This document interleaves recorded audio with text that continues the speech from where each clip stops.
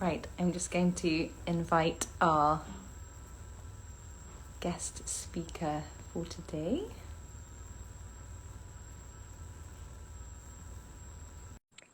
Yay! Hi. Let's get this there. Hi. Hello. How are you? What a treat. What a treat. Meg and I had a lovely 15 chat on minutes. Monday, so we're relatively close friends. This is a real treat for me, and I actually don't think I've had the opportunity to experience one of Meg's workshops before, which is just, but having had a little baby over the last year, just hasn't quite fitted in. So really excited about today, but I'm not going to take up much time because I want to pass over to Meg. But so Meg is a reflexologist, and she's really about women, about self-care, about burnout, about balance, which of course is the focus of this week. I was talking early in the week about hormonal balance, but Meg's going to be looking more at balance in general today. And of course, hormones do come into that because cortisol, estrogen, they are hormones, but it's a more general balance topic. So I'm going to pass over to you, Meg. She's incredibly experienced, so we're in very safe, good hands. And I'd love you to just share a little bit of background about reflexology for those. Yep. How it can really boost our own body's ability to heal, which I love. I love discovering our own superpowers and accessing them. Yes. Yeah, and that's why I love reflexology, and why yoga is so amazing, and why I really feel like there's so much synergy between what we do, because a lot of what I shout about is the fact that our bodies are amazing, right? Like if you think about it, you cut yourself and it scabs over and it heals. A woman has a baby and the organs move and then the organs come back. And if we can just take a second to marvel at our bodies and how wonderful they are. But in Western society particularly, but in modern society, we've lost that knowledge or that respect of the body. So everything's gone to the mind. And actually what's happened is our bodies are amazing at self-healing, but physical, chemical, and emotional stresses are preventing our body's self-healing. So what reflexology does is get the body back into homeostasis. And I love that word because it has the word home in it. So you're coming back into your own skin, right? Like you're coming home to your body. And what's beautiful about that is that reflexology is massage with the foot. You can do hands, you can do face. But we've got thousands of nerve endings that all end in the feet. And they all correspond to certain parts of the body because they're connected somewhere, right, in the body. So by doing reflexology or massaging the foot and stimulating certain points, it's not a traditional foot massage, it's a specific technique you do with reflexology. You're stimulating certain parts of the body, aiding blood flow to that part of the body that might be out of balance, and providing balance to that part of the body. So you are, in essence, empowering someone. I'm not in there coming in and going, I'm going to cure you, because reflexologists don't say that they can. I'm empowering you to understand your body more. And that is why, whilst I have not enjoyed not being able to see my clients and do proper, face-to-face treatments, or face-to-feet, as I sometimes say, the online stuff has been amazing because I've helped to teach people that, which has been wonderful. So I thought I'd start with a toe stand, which Emma will know well from Yin Yoga. But I just wanted to show for any of Emma's followers how yoga and reflexology are so interconnected, and Yin Yoga especially complements reflexology. So I would like you all to get up onto your knees if you're on the floor. I'm going to have to try and move my camera a bit so you can see my feet. So And put your class, so my toes have been good and crunching, but I'm coming back into it. You get back into it, I'm afraid. So get your toes on the mat or on the floor, and then just sit your bottom on your toes. So you are essentially sitting on your toes. This is going to be painful for some people. I've got a lovely person here who was in my online class yesterday who had to do this yesterday. So I'm sorry you have to do this again. But it's a really, if you can, start to move yourself a little bit, rock yourself from side to side. So you're really trying to get all of the toes to stretch. Now, the reason why we do this is because we've got myofascial tissue that's all in our body. It's like connective tissue. It's like, it means like bandage. So it's wrapped around everything. And the belief is that our myofascial tissue holds on to tension, and not just physical tension, but it can also hold on to our experiences, so our emotional tension as well. So by releasing your myofascial tissue and starting to relax it, you're actually relaxing not only the physical tissue in your body, but releasing some of the emotional stuff that's going on in your body as well. And the reason why I wanted to do this is because this is a traditionally yin position, but hopefully it helps to show you that our feet are so important in just helping us to connect to our body and to release emotion. So just do a couple more seconds here. The fascia on the feet is one of the most dense fascia or bodies of in our being. Plantar fascia, so bottom of the feet, and also lumbar fascia. And it's all the meridian lines run through our feet as well, I guess, from the Chinese medicine side, which we'll probably talk about. Oh, shut up. No, so exactly. Thank you. You said it for me. You can get out of the position now if you like, and just have a feel of your feet and your legs. Yes, so in traditional Chinese medicine, and importantly, all of our yin channels seem to start or end in our feet. And a quick whistle-stop tour of traditional Chinese medicine is that we have our yin and our yang. So everyone's seen probably when they were 16 years old and everyone had those little yin and yang necklaces. But the yin and the yang is the sort of more masculine, the fire, the power. It's what gets us out of bed in the morning. And the yin is the more feminine, the more water, the more calming. We need the yang. We can't be in complete yin state all the time, but we live purely in yang, and especially in Western society, and especially during COVID times, we are living in a fight or flight. So it's like a get up and go. What can I do to cure things? What can I do to fix things? And by focusing more on the feet and doing those toe stands and starting to do a little more reflexology on your feet, you're actually helping to stimulate the yin channels. So I will I've got 8 minutes with you all. So I'm just going to do 2 little reflexology movements. The reason why I want to do these is because these ones are really accessible ones. So if you're feeling unbalanced, which is the theme of the week, and you're not feeling grounded and you're feeling anxious, and you know our anxiety kind of lives in our solar plexus, right? So that's our ego center.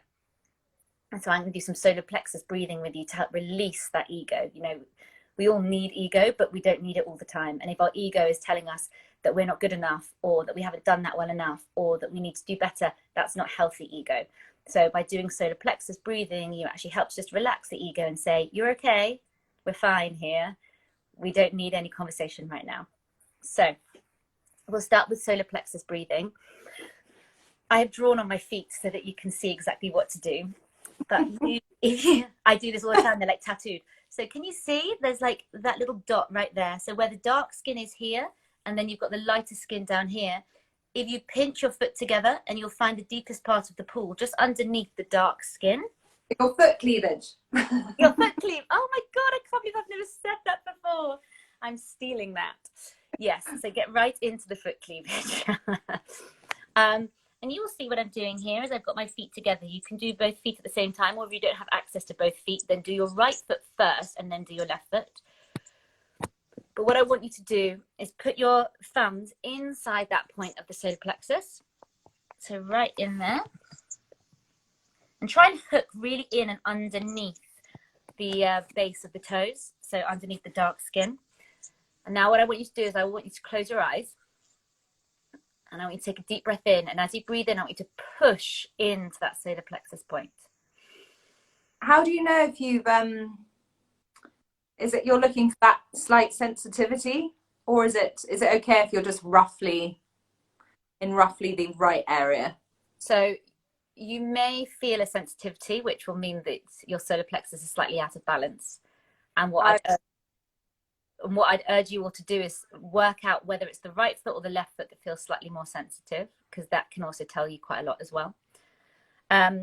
If you are worried about the position that your finger's in, that you're not in exactly the right place, then you can do quite big circles all around that area, and then you'll be getting that area anyway. But I like to hook inside that point of the solar plexus and really massage in. So everyone takes a deep breath in. I'll show you what I'm doing on my foot. And release. And as you breathe out, just release your massage. Take another deep breath in. Really massage into that point. And then release as you breathe out. Now I just want everyone to close their eyes and just do 5 breaths, solar plexus breaths on their own, in their own time.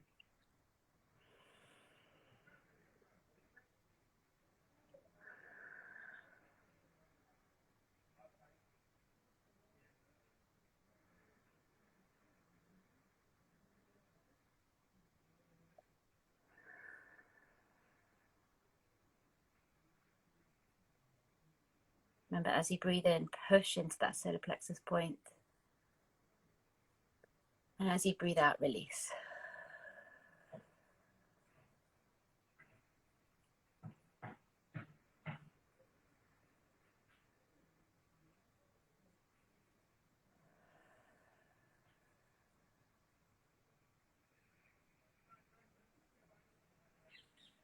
Just finish the final breath that you're on.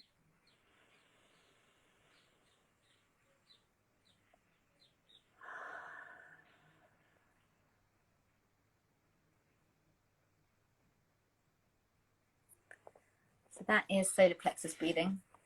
It's a really important one. You can tell my voice has gone more relaxed. Whenever I do it, it's like the energy in the room just completely changes. So that is it on your feet. I'm fully aware that people can't whip their feet out all the time, and you might not have time or space to be able to do that. So I'm also going to show how you can do it on your hand.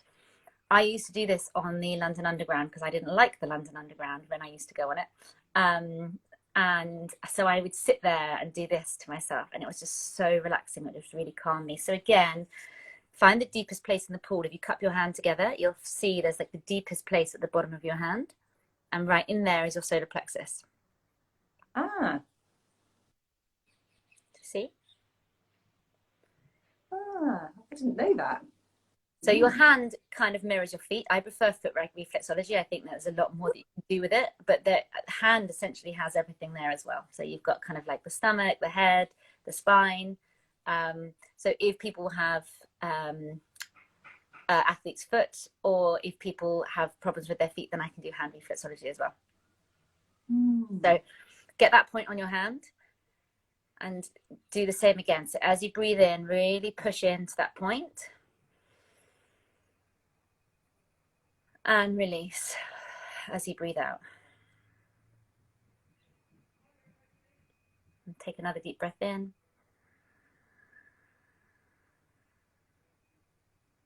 And release.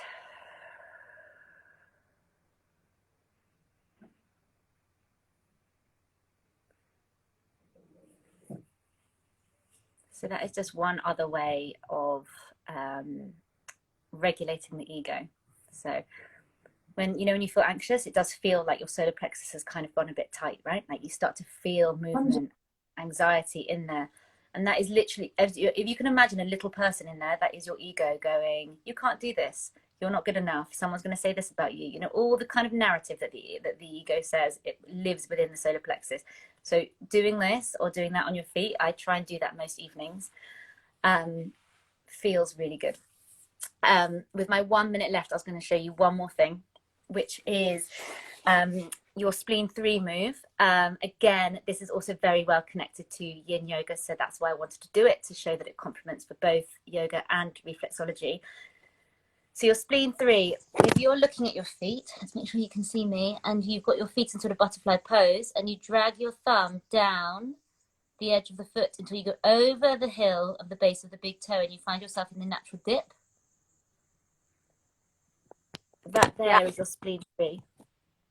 And if you can get both at the same time, I want you to really push into those points, and I can feel so much more tension on my right hand side than my left, and it's tight, right? You can really feel it. So your spleen 3 in traditional Chinese medicine is where all your yin channels meet. So your spleen, your liver, and your kidneys. And it is the point that if you're not feeling grounded, if you're feeling out of this world, if you're feeling like you're in your head too much, if you can come to this point and start to massage it down, it will feel painful to begin with, because a lot of the time we spend time in our heads. But this point here is really good to literally bring you back to earth. Yeah, it's weird. It does feel stronger on the right. Any reason? Right? Yeah, well, your right is traditionally your more physical side, and your left is your more emotional side. So in terms of physically feeling out of this world, it could be the fact that, yeah, I mean, emotionally you could be feeling a little anxious, but actually if there's physically something going on in your body which is making you feel slightly less grounded, then that could be the reason. So we'll just take 30 more seconds here, really push into that point. I'll show you again where I am.